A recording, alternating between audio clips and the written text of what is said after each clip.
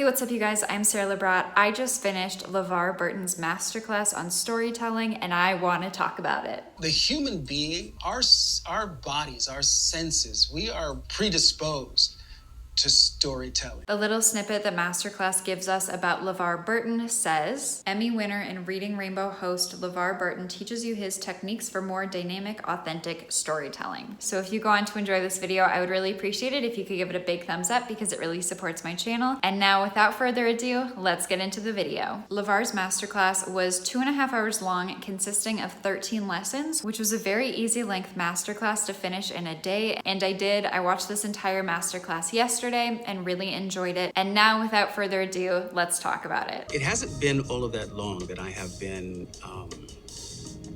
willing to claim the title storyteller. It's something that I believe that I have grown into over time. There are so many different ways to storytell. In my own career, I storytell as an actor, as a director, as a writer, as a producer, as a podcaster, as a public speaker.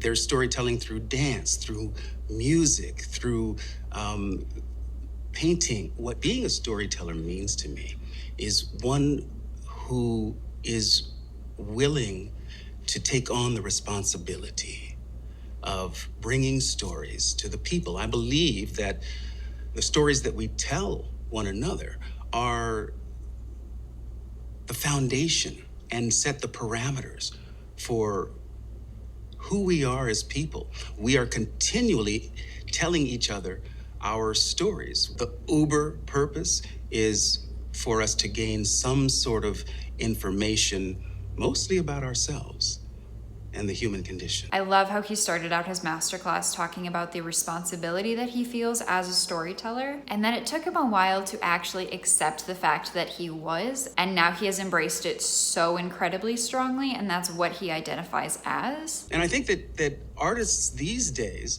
are aware of that they need to do more than simply be an actor. I've seen this topic touched upon in a couple different ways by several different people about diversifying as an artist and all of the different things that artists do to make money and also just share their art. And I love the fact that this seems like it's becoming much more of a common thing. I know that several of us writers here on YouTube write, we make videos, several people have Patreon pages, several people have blogs where they post snippets of their writing. Some people post on Wattpad, some people self-publish. It's just a massive diversification of art. And I love that LeVar does not identify as a writer or just as an actor or just as a director. He is a storyteller because he likes communicating stories in all of their facets. And I think that's so cool. I think that's so cool. I have been purposefully exposed to all kinds of stories throughout my life. And I'm happy to say most of them live inside of me. And that's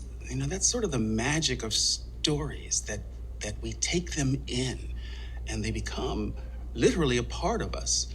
That's a really powerful influence. There are few influences that can have that sort of impact on us. In this next lesson that I want to touch on, LeVar was doing a bit of a case study on his experience in Roots. Trust is an essential factor for the successful communication that needs to happen between human beings, especially in an instance of storytelling. We have to be able to trust one another.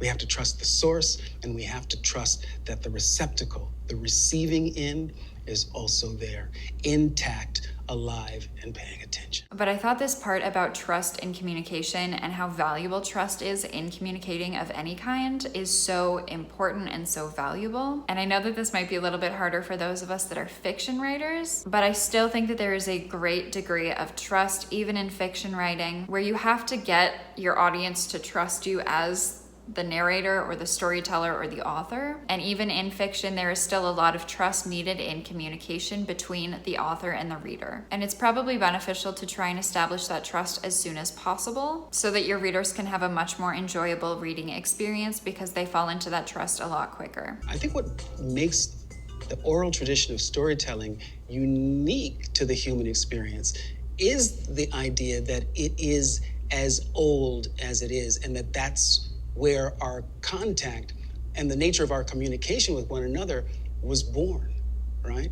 It was born out of a need and necessity to communicate. You can achieve the same thing through the art of written storytelling, but there's an energetic that is passed through the oral tradition that isn't present necessarily in any other medium. And that energetic has everything to do with there being nothing required in order to enjoy it, that there is nothing that one needs to do, to learn, to perform, and able to benefit from the oral storytelling tradition. You just have to be present.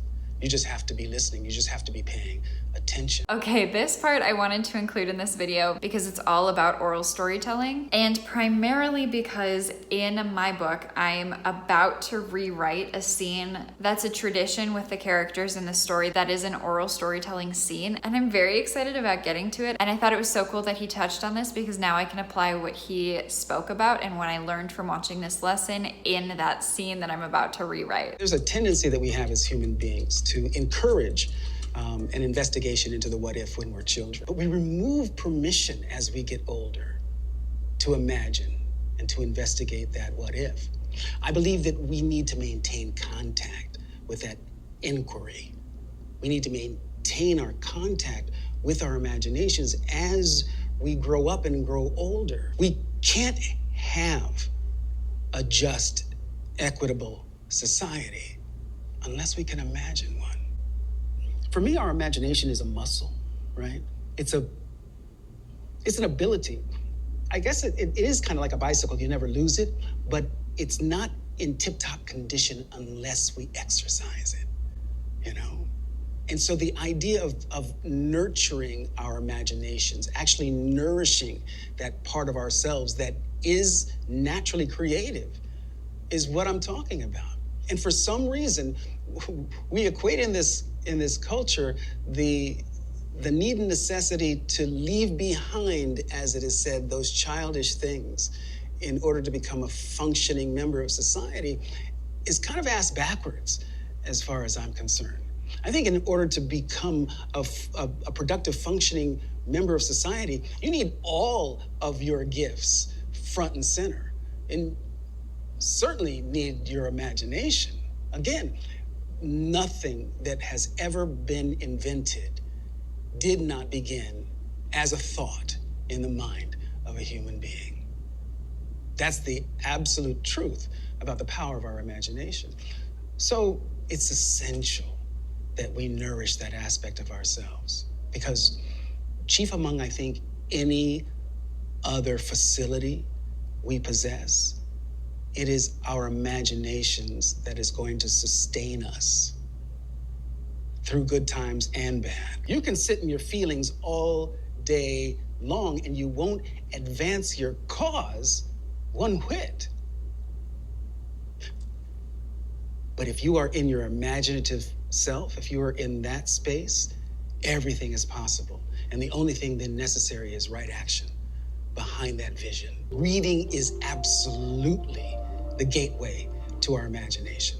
Because when we're reading, we are automatically projected into a space where we are creating and co-creating with the word, the reality that we are experiencing. The importance of stories and imagination.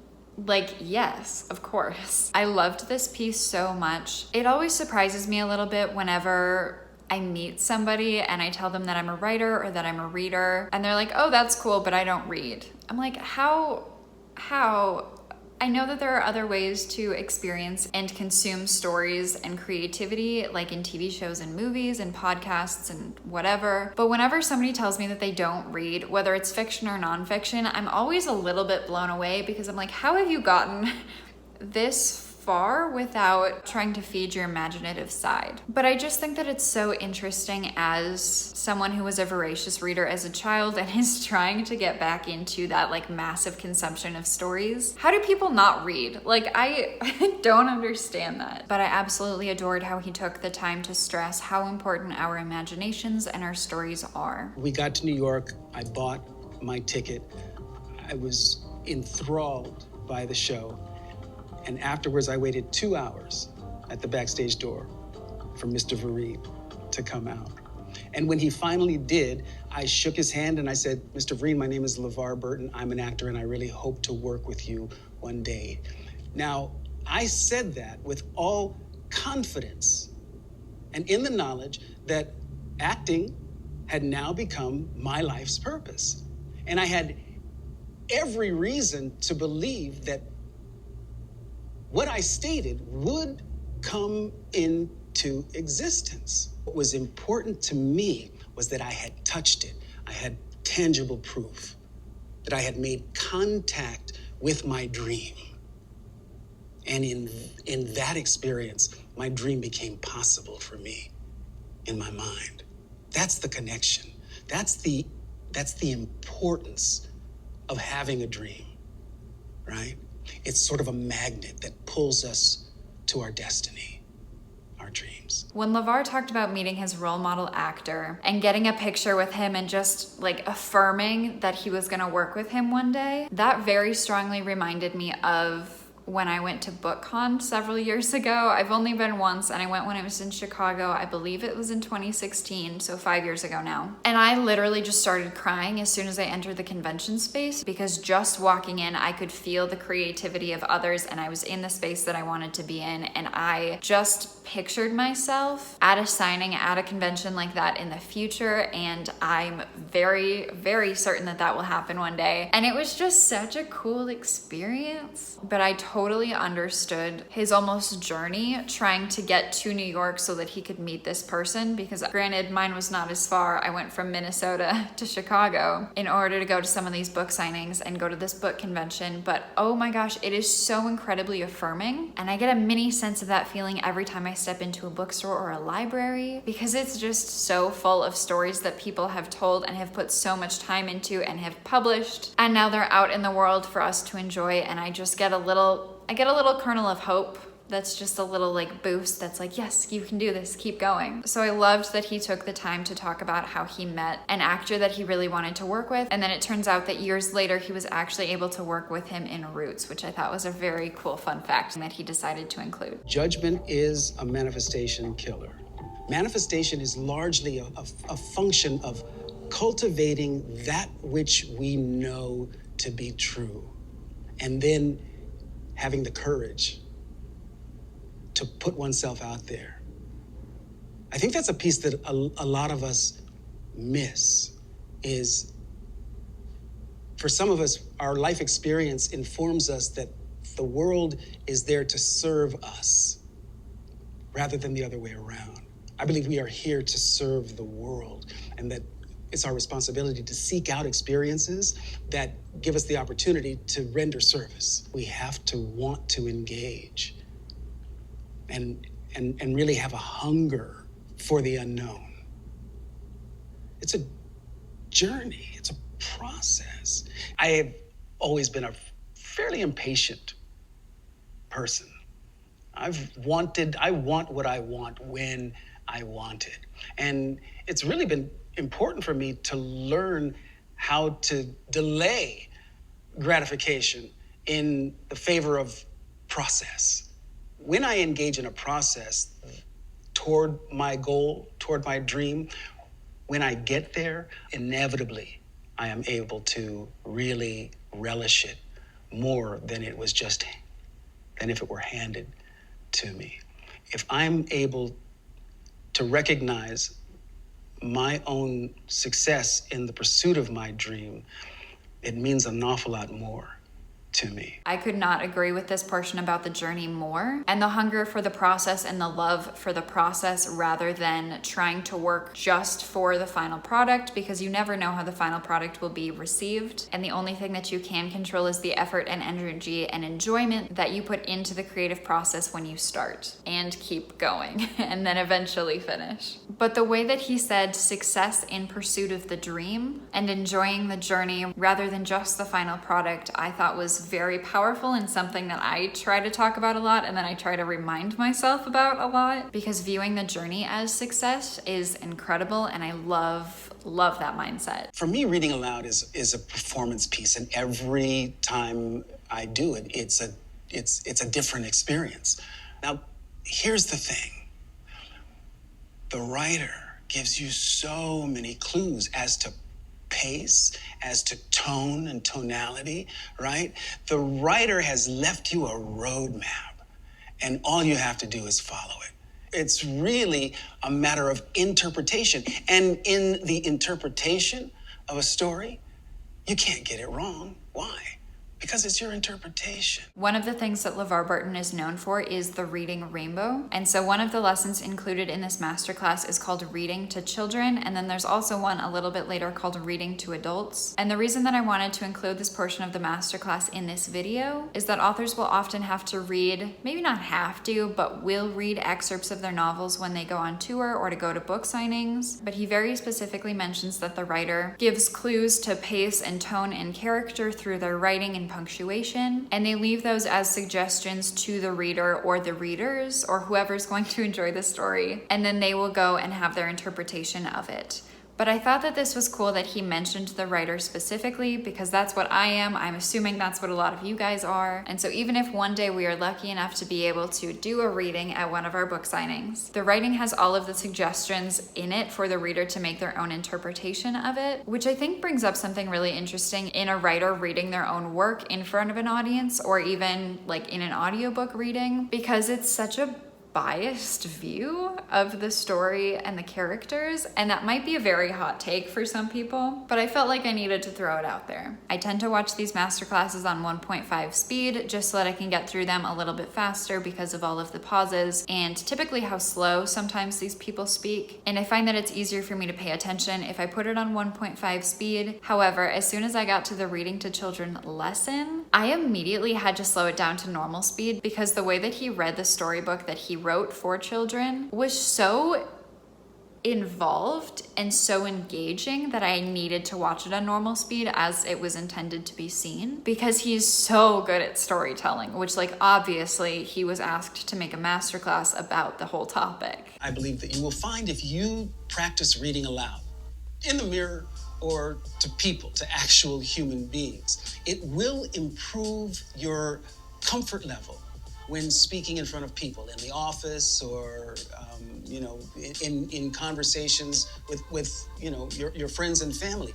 It is the confidence that you gain with reading aloud that will translate, it will spill over into your everyday life. So then in the next portion, which was Reading to Adults, he talked a lot about the benefits of reading out loud. And yes, as a writer, reading out loud really can benefit your stories because it can help with grammar and flow and pacing, and if any parts are too wordy or not wordy enough, and what sounds like writing and what just sounds like normal speaking. But I really appreciate how he talked about this in a way to promote courage when speaking to others and in front of others. And that's actually one of the huge benefits that I've personally noticed with starting a YouTube channel, because I'm sitting alone in my apartment talking, but I've noticed a huge improvement when I actually engage with people in real life. I have much less social anxiety now than I did before I started a YouTube channel. So I just thought that was a cool little thing for him to slip in. Conversing and communicating are really not the same thing, because communicating indicates, again, an intention to have an exchange. Conversing is, for me, it's just sort of like tossing the salad, just throwing it up and mixing it up. But communicating, it's more precise, it's more intentional, and it's more directed. The best way to get better at it is just to bring that awareness to the moment. Am I interested in just conversing here? Or am I really trying to communicate? Is there a deeper purpose? Is there a reason I am engaging with this person? What can I bring to the moment? What can I give? And what can I receive as a result? It's that effort to be aware, to be conscious of the reasons that we're communicating and the manner in which we're communicating, right? Rhythm, tone, expression. All of those things come into play. But at the beginning, the middle, and the end of the day, it really is about, what is my intention for being engaged in this moment. In this lesson of making communication more impactful, LeVar discussed wordless communication as part of that. And while this class is on storytelling and not necessarily writing or the written word in general, I think that LeVar's thoughts on nonverbal communication, including tone, body language, and other nonverbal ways of communicating, can be taken and applied to our characters. And even though it would be put differently because it would be written nonverbal communication, I still think that that is one of the most beneficial ways to show and not tell what a character is feeling in a story. As an artist these days, there are so many outlets for expression that simply didn't exist when I got into the business in the late 70s. And the change that has most recently sort of infiltrated entertainment and storytelling is our ability to create content on our own and find a way to share it with people. And that's really important. I call it the democratization of content creation. The barrier to entry is so low. We all have the tools, or can, with a very small investment, have the tools that give us the opportunity to produce a quality, professional grade product that we can then share with an audience. This is so true. It is getting easier and easier and easier every single day to share storytelling and art online. There's YouTube, there's podcasting, there's Wattpad, there's self-publishing, there's blogs, there's publishing contests. There are so many ways to share creativity and storytelling, and it's so freaking cool that we as artists have such opportunity to share our art if we choose to. The options are out there. LeVar Burton goes into another case study on podcasting, and he reads an excerpt from one of the short stories that N.K. Jemisin has written, and I thought that was such a cool crossover. And I don't know if Masterclass asked him to do that, because N.K. Jemisin has also done a Masterclass, and I have also taken that Masterclass and made a video on it. But the short story that he shared was so cool sounding that I looked into it, and now I have it on my TBR. But I just thought that was such a fun little addition to have that reading done of another person's art who has made a masterclass. Really taught me that it was okay to use the medium for something more than entertainment.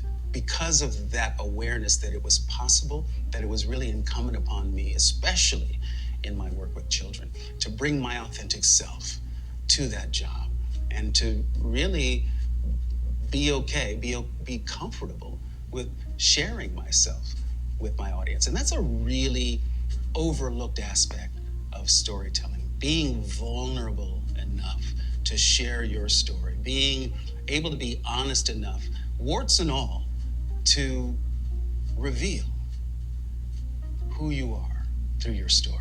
He really stressed being vulnerable and authentic and how important that is for our storytelling and the communication of our stories. By bringing yourself and what you've got and the truths that you believe in and that you've learned and basically want to share with the world. This amazing opportunity as human beings to choose our own path, to choose our direction, to choose our experience. You can't take that away from a person and claim to be human. We all have a contribution to make. And it's incumbent upon us as a society to make room for all of those voices. And further, if you don't find that there's room, if you don't feel like there's room for your voice, then damn it, get your elbows going and forge a place for yourself. Get active, get loud, get in there and express yourself anyway.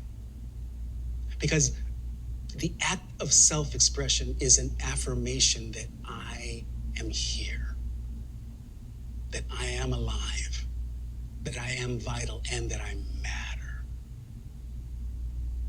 Using one's voice is a radical act of humanity. This just floored me and I have nothing to add to it, but I just needed to say that I loved how well put this was. I think that the job of a storyteller is that of a truth teller. You gotta bring the truth. You have to be willing to stand in your truth and express it. Because if you don't, it just gives people permission to forget, to ignore, to obfuscate, to change the narrative. I feel like a part of my journey in this lifetime is to remind us of the truth of the Black experience in America. Part of my journey is to remind us of the power and potential of our imaginations as they are expressed in science fiction and thoughts, contemplations on the future.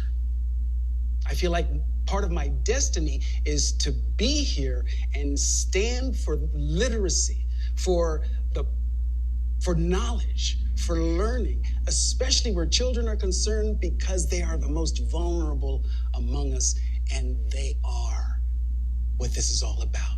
Those who take over when our time is done. So that now, at this point in my life, this point in my journey, I feel like I have valuable stories to share. And when I do this, when I do my job, I really feel the rightness of who I am and why I'm here.